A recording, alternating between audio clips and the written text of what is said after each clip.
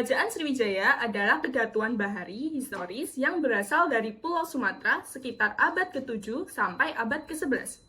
Kehadirannya banyak memberi pengaruh pada perkembangan sejarah Asia Tenggara, terutama dalam kawasan Nusantara Barat.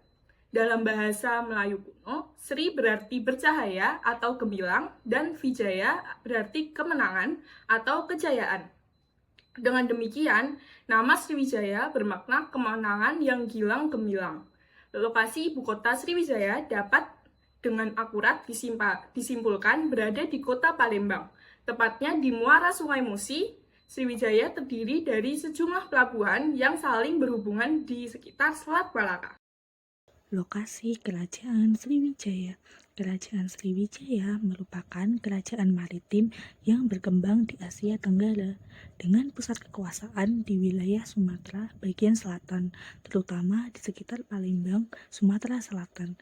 Namun, pengaruhnya juga meluas hingga ke Semenanjung Malaya, Thailand Selatan, Jawa bagian barat, dan pesisir Kalimantan. Beberapa lokasi penting yang terkait dengan Sriwijaya yaitu: pertama, ada Palembang, itu diduga sebagai ibu kota Sriwijaya berdasarkan prasasti Kedukan Bukit. Yang kedua, ada Jambi, meliputi daerah Muaro Jambi, yaitu diduga sebagai pusat pemerintahan lain atau wilayah penting Sriwijaya. Yang ketiga, Bangka Belitung, yaitu wilayah strategis dalam perdagangan Sriwijaya. Dan yang keempat, Semenanjung Malaya meliputi daerah Ligor, Kedah, dan Patani di Thailand Selatan, yaitu berbasis pertahanan dan pengaruh Sriwijaya di luar Sumatera. Beberapa sumber sejarah Kerajaan Sriwijaya. Keberadaan Kerajaan Sriwijaya diketahui melalui berbagai sumber, baik dari prasasti yang ditemukan di Indonesia maupun dari catatan asing. Selanjutnya, Prasasti Sriwijaya. Prasasti yang pertama adalah Prasasti Kedukan Bukit pada tahun 682 Masehi di Palembang. Ia menceritakan ekspedisi militer Sriwijaya yang dipimpin oleh Dapuntahiang, lalu menyebutkan Sriwijaya sebagai kerajaan yang kuat. Yang kedua adalah Prasasti Talang Tua pada tahun 684 Masehi di Palembang, berisi doa dan harapan kesejahteraan rakyat Sriwijaya, menunjukkan peran Sriwijaya dalam pembangunan dan kesejahteraan. Yang ketiga adalah Prasasti Kota Kapur pada tahun 686 Masehi di Bangka. Prasasti ini menunjukkan ekspansi militer Sriwijaya ke Pulau Bangka dan Jawa di Kerajaan Tarumanegara. Bukti lain terdapat pada Prasasti Lewiliang di Bogor. Lalu, prasasti ini juga menunjukkan kutukan dan hukuman kepada siapapun yang bermaksud jahat kepada Sriwijaya. 4 adalah Prasasti Karangbrahi pada tahun 686 Masehi di Jambi, yaitu mengukuhkan kekuasaan Sriwijaya dengan menundukkan kerajaan Mauyuw. Apabila dilihat dari segi ekonomi dan perdagangan, negeri Sriwijaya tidak semaju Melayu yang memiliki pelabuhan yang strategis, sehingga dengan menundukkan Melayu, Sriwijaya dapat menguasai lalu lintas perdagangan dan pelayaran di Selat Malaka. Nah, Melayu ini tetap berfungsi sebagai pelabuhan, namun statusnya di bawah Kerajaan Sriwijaya pada wilayah Jambi. Lalu selanjutnya adalah Prasasti Ligor. Prasasti Ligor di tahun 775 Masehi di Thailand Selatan. Bukti pengaruh Sriwijaya di Semenanjung Malaya menunjukkan Raja Sriwijaya Dharmasetu menguasai daerah Ligor dan mendirikan bermacam-macam bangunan, yaitu Bodhisatwa Padmapani dan Vajravani. Lalu selanjutnya adalah Prasasti Palas Mamah di Lampung Selatan. Prasasti ini berisi sama dengan Prasasti Kota Kapur dan Karangbrahi. Keadaan politik. Kerajaan Sriwijaya memiliki dinamika politik yang berbeda di bawah setiap pemimpin utamanya. Berikut adalah keadaan dan situasi politik pada masa pemerintahan beberapa raja terkenal. Yang pertama ada Dapuntahiang Srijayanasa. Sebagai pendiri kerajaan, Dapuntahiang memulai ekspansi wilayah melalui ekspedisi militer yang tercatat dalam Prasasti Kedukan Bukit.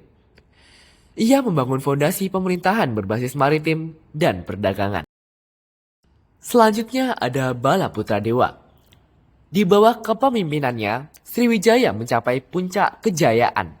Ia memperkuat hubungan diplomatik dengan India dan Tiongkok serta menjadikan kerajaan sebagai pusat agama Buddha di Asia Tenggara. Balaputradewa juga memperluas wilayah hingga semenanjung Malaya. Yang ketiga ada Sri Judamani Warmadewa. Memperkuat hubungan dagang dan diplomasi dengan kerajaan lain, termasuk dinasti Song di Tiongkok. Ia juga menjaga stabilitas internal melalui sistem kedatuan. Ia fokus pada pengelolaan ekonomi dan agama dengan dukungan dari pejabat tinggi seperti menteri dan panglima perang. Masa kemunduran kerajaan Sriwijaya terjadi pada abad ke-11 Masehi. Serangan dari kerajaan Chola dari India Selatan pada 1025 Masehi melemahkan kekuasaan Sriwijaya. Wilayah penting seperti Selat Malaka mulai dikuasai oleh pihak lain. Ketidakstabilan politik meningkat akibat kehilangan kendali atas jalur perdagangan utama. Masa akhir kerajaan Sriwijaya terjadi pada abad ke-13 Masehi. Persaingan dengan kerajaan Majapahit dan serangan dari kerajaan lokal lainnya menyebabkan runtuhnya Sriwijaya sebagai kekuatan besar. Kekuasaan terfragmentasi dengan pengaruh politik yang semakin menurun. Kerajaan Sriwijaya runtuh pada abad ke-13. Ini dipicu oleh faktor internal maupun eksternal yang saling berkaitan. Tentang kehidupan sosial di kerajaan Sriwijaya yang sangat beragam dan dipengaruhi oleh berbagai faktor termasuk perdagangan, agama, dan budaya.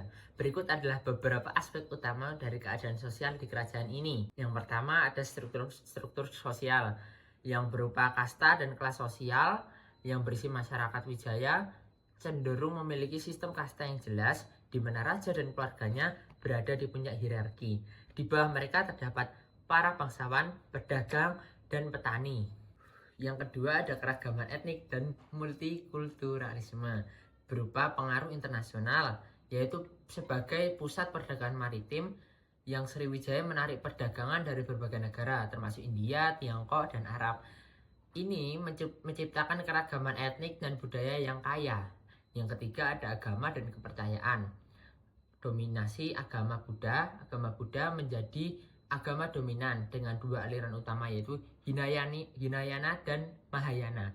Kerajaan ini juga menjadi pusat pembelajaran agama Buddha, menarik banyak cendekiawan dari luar negeri.